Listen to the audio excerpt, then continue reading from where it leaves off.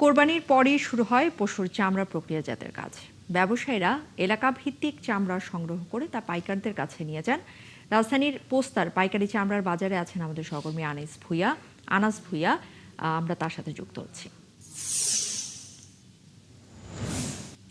আনাস, একটু জানাবেন এই মুহূর্তে আসলে চামড়ার কেনা বেচা কেমন দেখছেন?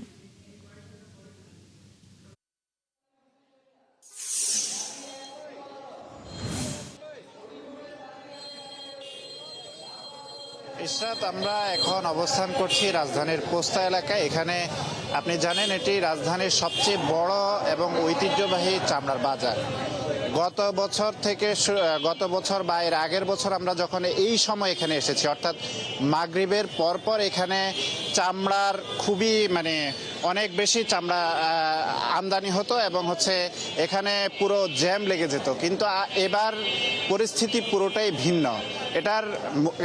এটা আমি যদি আপনাকে দেখাতে চাই যে পোস্তা এলাকার যেই পোস্তা মোড় আছে সেখানে আমরা অবস্থান করছি। সেখানে এখন একেবারেই খুব বেশি চামড়া দেখা যাচ্ছে না, পুরোটাই পুরোপুরি ফাঁকা।